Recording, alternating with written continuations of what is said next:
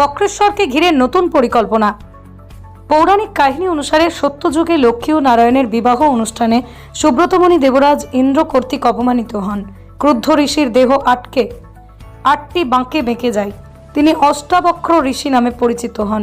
বহু বছর শিবের তপস্যা করে ঋষি সুস্থ হয়ে ওঠেন। বক্রেশ্বর 51টি শক্তিপীঠের অন্যতম এবং হিন্দুদের একটি গুরুত্বপূর্ণ তীর্থ। এ কারণে অজস্র মন্দির গড়ে উঠেছে বক্রেশ্বরের। কথিত আছে এখানে পড়েছে দেবী ত্রিনয়ন। দেবী এখানে দশভুজা রূপে পূজিতা হন। বক্রেশ্বরের অন্যতম প্রধান আকর্ষণ উষ্ণ প্রস্রবণগুলি। এই শহরে 10টি উষ্ণ প্রস্রবণ আছে।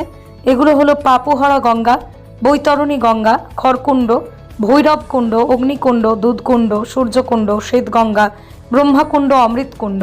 বীরভূমের বিখ্যাত সতীপীঠগুলির অন্যতম বক্রেশ্বর। বক্রেশ্বর শব্দটি এসেছে স্থানীয় বক্রেশ্বর শিবের নাম অনুসারে।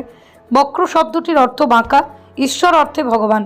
পৌরাণিক কাহিনী অনুসারে সত্যযুগে লক্ষ্মী ও নারায়ণের বিবাহ অনুষ্ঠানে সুব্রতমণি দেবরাজ ইন্দ্র কর্তৃক অপমানিত হন। ক্রুদ্ধ দেবরাজ ইন্দ্র কর্তৃক সেই ঋষির দেহ 8টি বাঁকে বেঁকে যায়।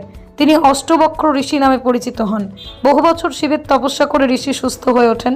বক্রেশ্বর 51টি শক্তিপীঠের অন্যতম এবং হিন্দুদের একটি গুরুত্বপূর্ণ তীর্থ।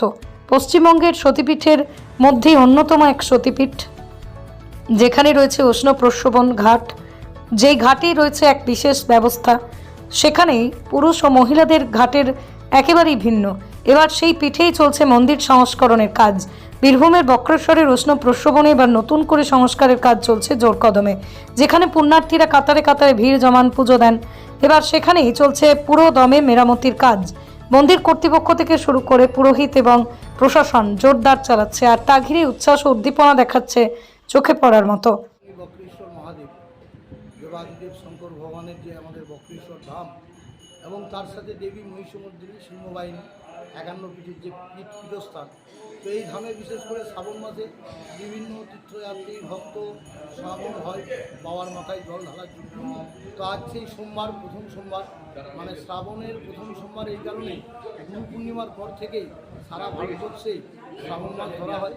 সেই সুবাদে আজকে হচ্ছে শ্রাবণ মাসের সোমবার এবং এই সোমবারে সকাল থেকে বিভিন্ন ভক্তের ঢল শুরু হয়েছে জল ঢালার জন্য। এবং আমরা সেবাই সমিতির পক্ষ থেকে যথেষ্টভাবে যাতে কোনো রকম কোনো ভক্তের কোনো দিক থেকে কোনো অসুবিধা না হয় তার জন্য আমরা সবাই সজাগ আছি।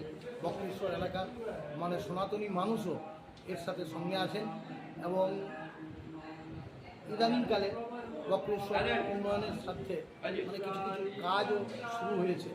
তো আগামী দিনে মনে হচ্ছে এই বক্রেশ্বর ধাম একটা ভালো জায়গায় যাবে, এই আশা রেখেই বক্রেশ্বর ধামে বক্রেশ্বর বাবার সামনে সমস্ত সনাতনী মানুষ আসুন, আমরা তাদের সেবায় নিয়োজিত আছি।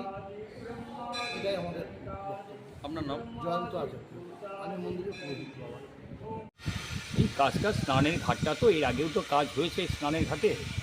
এই স্নানের ঘাটে আপনার কিছু কিছু নষ্ট হয়ে গেছে, টাইলস ফাইলসগুলো সব নষ্ট হয়ে গিয়েছিল। সেই টাইলসগুলোকে আবার তুলে আবার নতুন করে একবার সংস্কার করার কাজ চলছে। সংস্কার করা ছেলেদের ঘাটের ভেতরটা এবং মেয়েদের ঘাটের ভেতরটা, এই দুটো ঘাটের ভেতরেই মূলত কাজটা চলছে।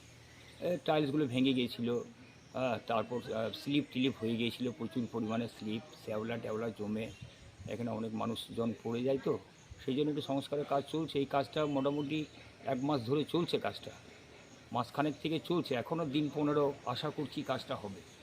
দিন উষ্ণ প্রস্রবণের ঘাট বলতে উষ্ণ প্রস্রবণী, আর বাকি যে উষ্ণ প্রস্রবণগুলো হচ্ছে সেগুলোর কোনো কাজ হয়নি। 8টা তো উষ্ণ প্রস্রবণের ঘাট এখানে আমাদের, টোটাল তো 8টা উষ্ণ প্রস্রবণ। সে 8টা উষ্ণ প্রস্রবণের মধ্যে 2টো স্নানের ঘাট আছে। একদিকে ছেলেরা স্নান করে, একদিকে মেয়েরা স্নান করে, লেডিস এবং জেন্টস। সেই স্নানের ঘাট দুটোতেই সংস্কারের কাজ চলছে মূলত এইটা। আপনার নাম? বাকি যে স্নানের মানে আরও যে কুণ্ডগুলো রয়েছে, অগ্নিকুণ্ড, খারকুণ্ড, ভৈরবকুণ্ড, শ্বেতগঙ্গা, সূর্যকুণ্ড, এই সমস্ত যে কুণ্ডগুলো রয়েছে ওগুলো কোনো কাজকর্ম চলেনি।